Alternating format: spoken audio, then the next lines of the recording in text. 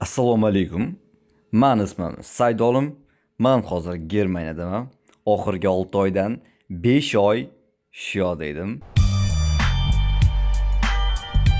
O'qidim va oxirgi 1 oy O'zbekistonga ta'tilga borib keldim.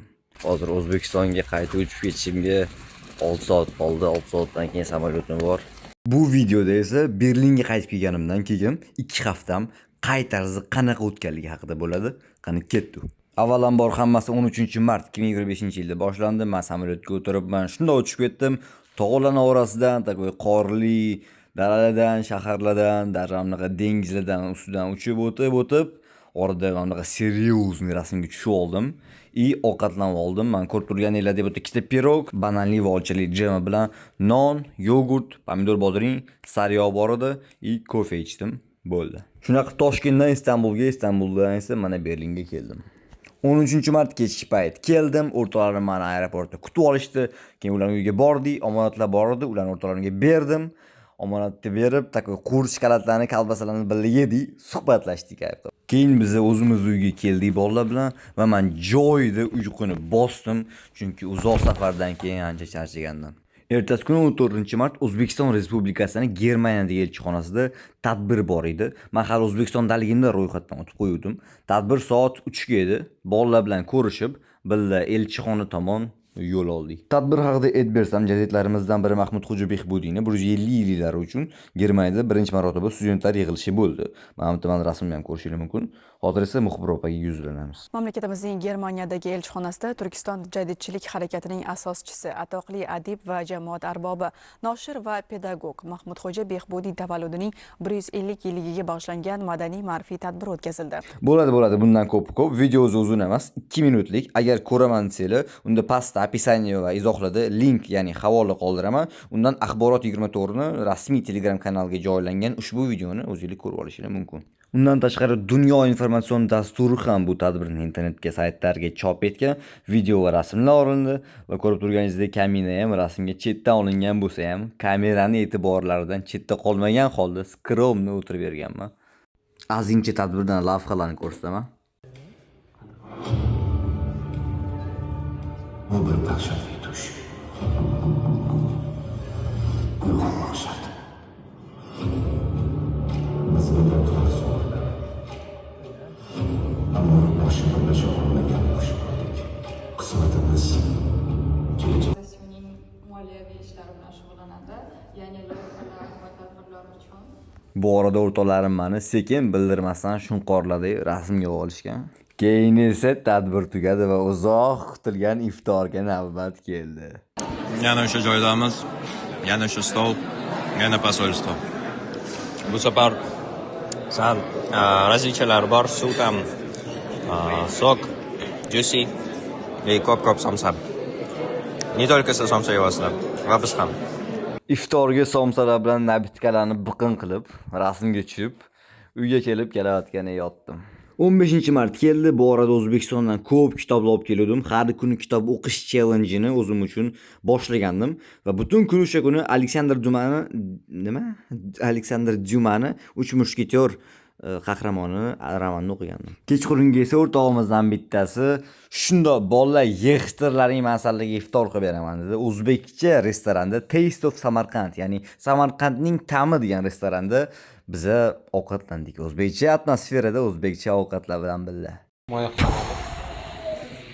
O'zbekcha joylar.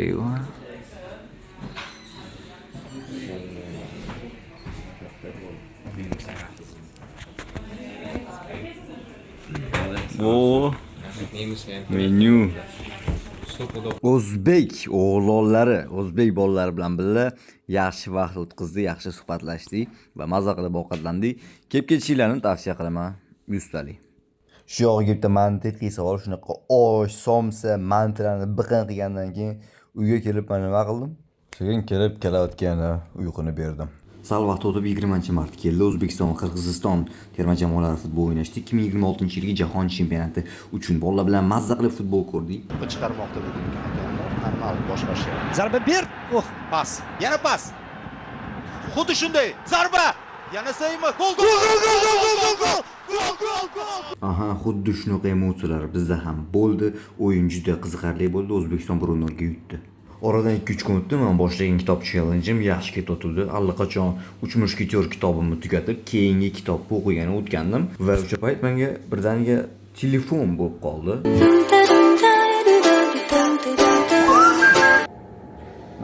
Vo, bowlingga bo'ldi ketdi. 23 edi bu safar biz akalar bilan birga ko'rishdi, yozgincha aylandik va hozir ma'lumot o'rnida aytib ketaman. Germaniyada shom payti kelganda iftorga masjidga kelsangiz, o'zlari issiq ovqat berishar ekan.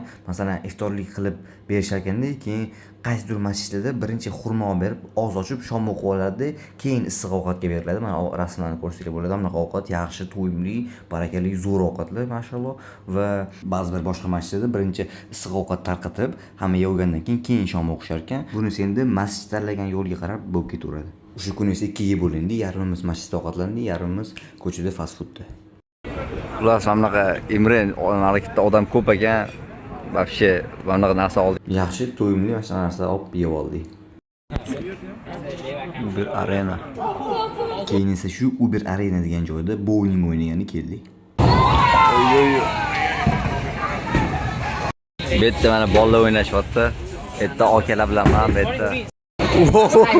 Ham yomon qizyapti o'yin. Ketdi. Lekin men yomon qizyapti, Ilyos. Yomon urib qo'ydi. Said olim.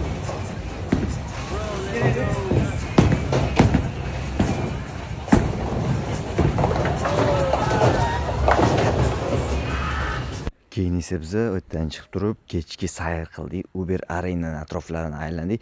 Uber Arena bu o'zimizdan Humo Arenaga o'xshagan joy. Hokkey, basketbol o'yinisi bo'ladi.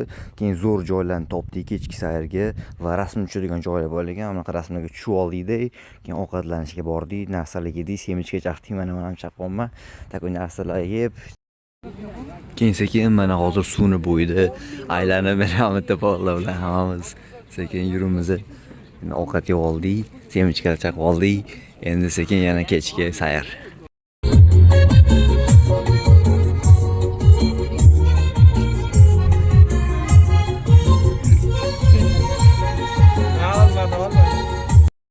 Живи деловой, ай, брат, пока молодой, ай, брат, живи деловой, ай, брат. نقطه امن آسایشم میرمه گفتم تا بدانی Dolardan battı. Bir kuni ko'raman albatta. Sen yana sog'inaman qayta. Kechdi bo'ldi mashinadagilar bizani tashlab, biz sekin o'zimiz uyga qorong'i 12 bo'ldi, hech kim yo'q. Hamma uxlayotibdi. Ketdi uyga. Uyga kirib turib, yana kalatga tashladim o'zimni. Bo'ldi, luk tayyor, endi ketdi. Bu kun esa 25-mart edi. Bugunga alohida urg'u beryapman, chunki bu kun biz yana tez Samarqandga bordik va undan tashqari O'zbekiston o'ynash kerak edi. Qirg'izistonga emas, Eronga qarshi o'yin o'ynashdi va bu safargi o'yin 2-2 bilan tugadi. Tez Samarqanddan chiqib aylanmoqchi edik, lekin keyin aylanmadik. Keyin bolalarning uyiga to'g'ri bora qoldik. Bolalarning Germaniyada ba'zida avtobus va metrolar kun bo'yi umuman ishlamaydi. Ba'zi bir sabablarga ko'ra, keyinchalik balki men sizlarga tushuntirib beraman nimagaligini, lekin hozir emas. Va bugun ham o'sha kunlardan bittasi edi. O'sha kunga o'tar kechasi edi va avtobus, metrolar hammasi ishlashni to'xtatdi va biz shunga taksi chaqirishga qaror qildik va men birinchi marta taksida yurib ko'rdim. Shunaqa taksi chaqirib bitta arab brat keldilar. Shuni taksiga o'tirib ketdi o'zimizning uy tomon. Mana shu 10 tomonda keladigan birinchi ko'cha bor, ha? Nurmuhammad ishxonasi. Ishxonasini ko'ramiz. Taksiga ketamiz. Bitta itlarning qabristoni bor, undan keyin ishxona. Taks. Kuchuklarning qabristoni bor? Yo'q, Ana, mana shu ko'chada ishlayman. Ozgina yursam. o'ng tarafda. Mana shu. Masjiddan. Mana shu ko'cha. Mana shu ko'chada ish qilib Nurmuhammad ishlayotgan UPSda. Yaxshi. Biz uyga ketdik dальше. Manga kelsa ish masalasi bo'yicha men birinchi nemisini o'rganib turib, 3 oydan keyin 18 ga to'laman. 18 ga to'lib nemis tilini o'rganib olib, keyin ishga kirmoqchiman. Mana shunaqa qilaman shaxsan. Chunki nemis tilini bilsa, ish topish ancha osonlashar ekan. 18 ga kirguncha ish topish yoki ishlash o'zi sal muammoroq, nelegallashtirish bo'ladi, lekin topsa muammo yanada kattalashadi. Chunki 18 gacha sal muammo, ungacha nemis tilini o'rgansa, keyin 18 da уже ish topish bemalol bo'ladi. Agar nemis tilini bilsa, agar nemis tilini bilmasa ham topsa bo'ladi. Sal qiyinroq, lekin topsa bo'ladi shuni. Ma'lumot o'rnida aytib ketmoqchiman. Ramazonning oxirgi kunlaridan birida taraveh paytida biz tarafdagi masjidda o'tirib qarasak, birdaniga aytib qolishdi. Auksion bo'ladi deb aytishdi. Auksion ham nimaga? Mana bu materialga. Bu material esa Ka'bani ustidagi material ekan. Uning nomi Ka'ba shuki kisva deb ataladi va bu materialga auksion bo'ladi deb aytib qolishdi. Biz hayronmiz, bolalar bilan vo deymiz. Auksionda umuman qatnashmaganmiz umrimizda.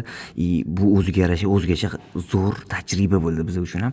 O'tirimiz boshlang'ich narxi 3000 yevro deb aytishdi. Endi biz ogimiz sevib ketyapti, nimadir digimiz kelyapti, puli yo'q. Endi tushunamiz, studentmiz baribir. Anaqa jarayonni ko'rib o'tirimiz, bu yerda odamlar bunaqa narx deyapti, bunaqa narx deyapti. Xo'p, ustida turgan anaqa imom aytayaptilar. Xo'p, men bu mana shu narx 1, mana shu narx 2 deyaptilar. Keyin men bundan boshqa odam kelib turib, mana deb aytib qo'yapti. Ishqilib oshib oxiri 7,5 yevroga ko'tarildi va 7,5 yevroga bitta aka o'tiruvdilar. Solidni kiyinib, mana bunaqa deb o'tirdi. Oxiri o'sha aka brat oldilar. 7,5 yevroga sotildi.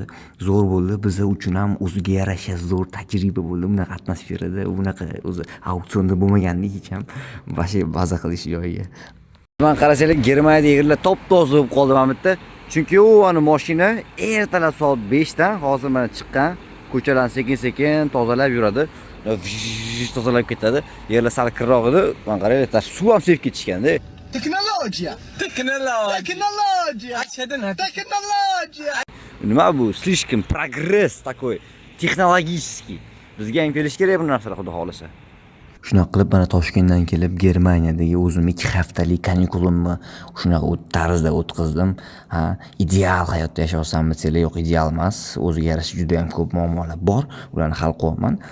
Undan tashqari shunga yarasha o'zimni mana shunaqa bolalar bilan birga yaxshi kayfiyat o'tkazish uchun, yaxshi kayfiyatda bo'lish uchun, pozitiv energiya olib turish uchun ham mana shunaqa joylarga borib turamiz, har xil tadbirlarga borib turamiz, har xil joylarga borib turamiz, yig'ilib turamiz. Oqibat yo'qolish kerak emas, oxir oqibat, to'g'rimi? Xo'p, shunaqa masala edi Germaniyada. Mana kanikulim shunaqa o'tdi va endi 2 hafta tugagandan keyin mana universitetim boshlandi, o'qishlarim yana boshlandi. Ana endi yana o'qishga qaytdim. Hammaga rahmat, ko'pdan sog' bo'linglar. Xayr.